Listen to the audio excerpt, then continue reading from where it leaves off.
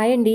ఈరోజు వీడియోలో back boat neck, front deep neck ఈ మధ్యన బాగా ట్రెండ్ అవుతుంది చూసారా. ఫ్రంట్ పార్ట్లో మనకి బోర్డర్ వస్తుంది కదా, సో ఆ బ్లౌజ్ కటింగ్ అనమాట. ఏం పెద్ద కటింగ్లు మార్పులు ఏముండవు, కానీ ఫిట్టింగ్ బాగా రావాలి కదా. చెప్తాను ఎలా కుట్టాలి ఏంటనేది.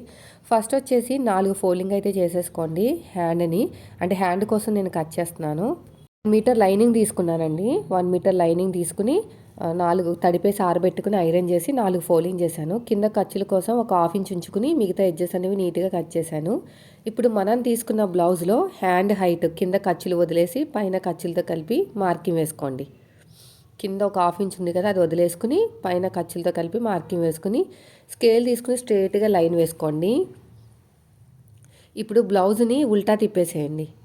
ఇలా బ్లౌజ్ని ఉల్టా తిప్పేసుకుని పైన షోల్డర్ కుట్టు తగ్గించి సైడ్ జాయింట్ ఫస్ట్ కుట్టు వరకు ఎంత వచ్చిందో చెక్ చేయండి. పైన షోల్డర్ కుట్టు తగ్గించి సైడ్ జాయింట్ ఫస్ట్ కుట్టు వరకు. సో నాకు వచ్చేసి 7 ఇంచులు అయితే వచ్చిందండి. 7వ నెంబర్ తోటి ఆర్మ్ లూజ్ వస్తే చంక డౌన్ 3 ఇంచులు పెట్టుకోవాలి. పైన ఫస్ట్ లైన్ నుంచి 3 ఇంచులకి మార్కింగ్ వేసుకుని ఇలా స్ట్రైట్గా లైన్ వేసేసేయండి. ఇప్పుడు ఆర్మ్ లూజు స్ట్రైట్గా చూసుకుంటే మాత్రం 7 ఇంచులు వచ్చింది కదా, ఒక 1 ఇంచు మైనస్ చేసి 6 ఇంచులకి మార్కింగ్ వేసుకోండి. కింద హ్యాండ్ లూజ్ కూడా అంతే, ఖర్చులతో కలిపి మార్కింగ్ వేసేసుకోండి.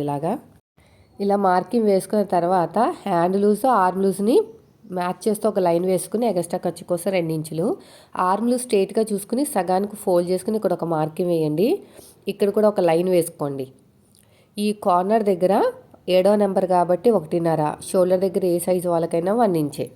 మళ్ళీ కర్వ్ స్కేల్ తోటి నీట్గా ఇలా కర్వ్ అనేది తిప్పేసుకోండి. ఈ స్కేల్ను కూడా ఇలా ఉల్టా తిప్పేసుకుని ఇంకొక మార్కింగ్ వేసుకోండి.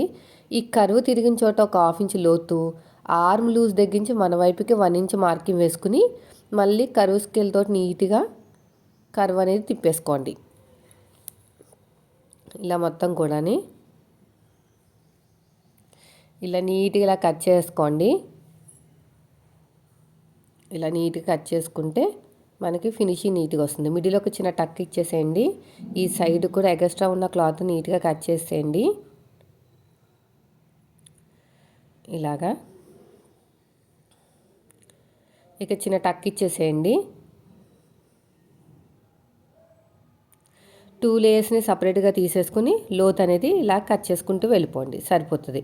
సో మనకి ఇప్పుడు హ్యాండ్స్ కట్ అయిపోయినాయి. నెక్స్ట్ వచ్చేసి బ్యాక్ పార్ట్ అండి. బ్యాక్ ఓపెన్ అనమాట. ఫ్రంట్ వచ్చేసి ప్రిన్సెస్ కట్, బ్యాక్ ఏమో బోట్ నెక్, ఫ్రంట్ వచ్చేసి మామూలు డీప్ నెక్. ఇప్పుడు ఫోల్డింగ్ అనేది ఆపోజిట్లో ఉండాలి. కోరాస్ అనేవి మన వైపుకు ఉండాలి. ఈ కోరాస్ మన వైపు పెట్టేసుకుని ఎల్ స్కేల్ తోటి ఇలా స్ట్రైట్గా లైన్ వేసేసేయండి. కింద ఎడ్జెస్ అనేవి కరెక్ట్గా లేవు కదా, అందుకుని ఇలా లైన్ వేసేసుకుంటే సరిపోతుంది. ఖర్చుల కోసం ఒక 1/2 ఇంచు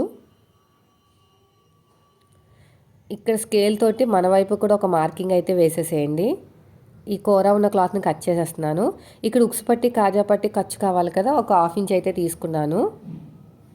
ఇది ఒక 1/2 ఇంచు. ఇప్పుడు ఇలా నీట్గా కట్ చేసుకోండి. ఇక్కడ ఎడ్జెస్ ఏమైనా ఉంటే నీట్గా ఇలా కట్ చేసుకుంటే సరిపోతుంది. నెక్స్ట్ ఇప్పుడు వీళ్ళకి ఆర్మ్ లూజు బాడీ ఎలా ఉందో చెక్ చేస్తాను. ఆర్మ్ లూజ్ 7 ఇంచులు వచ్చింది కదా, యాక్చువల్గా అయితే మనకి 8 ఇంచులు 8 కన్నా ఎక్కువ రావాలి చెస్ట్ అనేది. ఆర్మ్ లూజ్ ఎంత ఉందో అంత రాదు, ఎక్కువే వస్తుంది.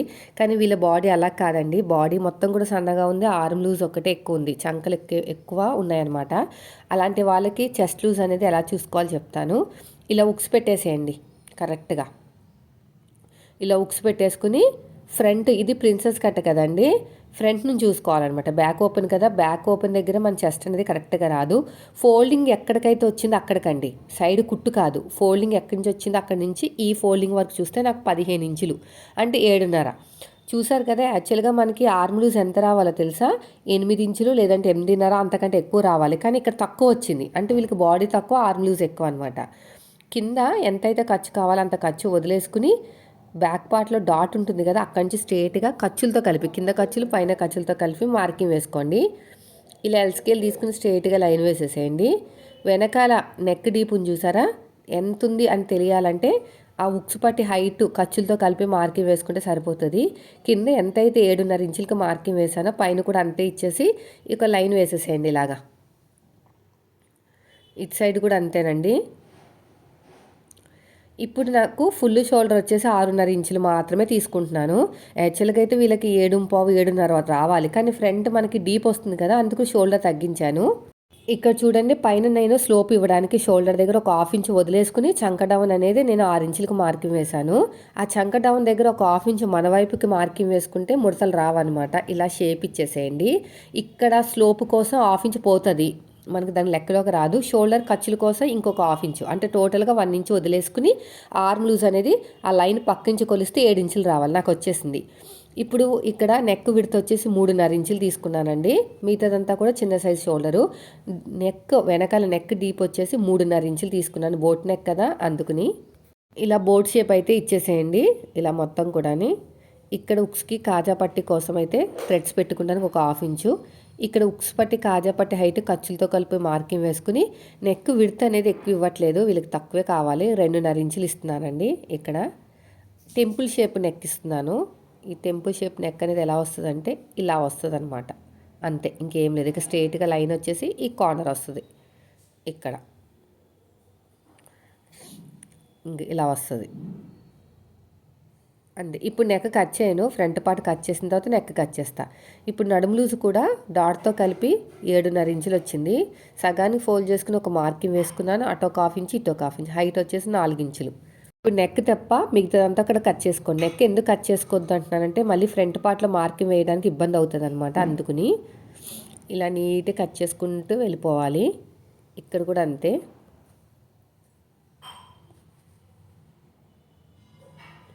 ఇలా కూడా అంతే. ఇలా నీట్గా కూడా కట్ చేసేయండి. ఇక్కడ కూడా నీట్గా కట్ చేసుకుంటూ వెళ్ళిపోండి.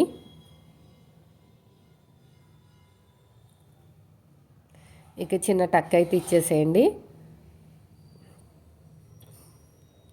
ఇలాగా ఇదే మార్కింగ్ అడుగు భాగంలో కూడా చేసేసుకోండి.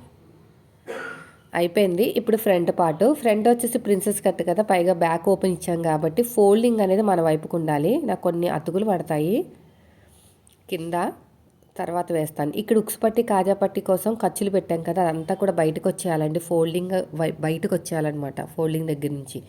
లేదంటే ఏమవుతుందంటే మనకి ఫ్రంట్ పార్ట్ పాడైపోతుంది. ఆ ఫోల్డింగ్ అనేది బయటకు వచ్చిన తర్వాత ఇలాగ చక్కగా మార్కింగ్ వేసేసుకోండి.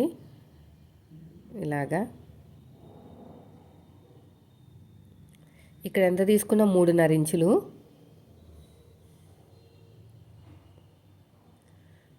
కరెక్ట్గా పెట్టుకోండి, మళ్ళీ నెక్ డీప్ అయిపోతుంది. ఫ్రంట్ నెక్ 5.5 తీసుకుంటున్నానండి. ఇక్కడ నేను ప్రిన్సెస్ కట్ కాబట్టి ఒక 2 ఇంచులు ఎక్కువ తీసుకుంటాను సైడ్ జాయింట్ వైపుకి. ఇంక దీంతో పని లేదు.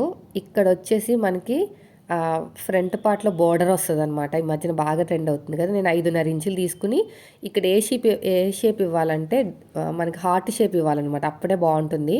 ఇప్పుడు చెస్ట్ పాయింట్ చెప్తాను. షోల్డర్ దగ్గర ఎంతైతే ఖర్చు కావాలో మనకి అంత ఖర్చు వదిలేసుకుని 10 ఇంచులకి మార్కింగ్ వేయండి. ఇది వచ్చేసి చెస్ట్ పాయింట్ ప్రిన్సెస్ కట్కి.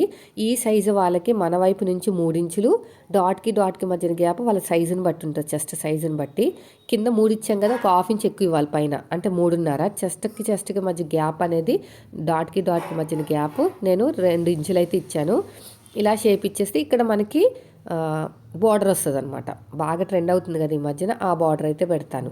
అంతేనండి, ఇంకేమి లేదు. కొంచెం ఇక్కడ షేప్ ఇచ్చేసేయండి, సరిపోతుంది.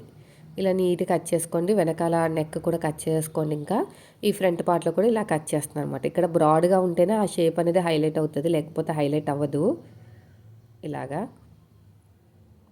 ఇటు సైడ్ కూడా అంతేనండి. ఇక లైట్గా లోతు తీయండి, ఎక్కువ తీయాల్సిన అవసరం లేదు.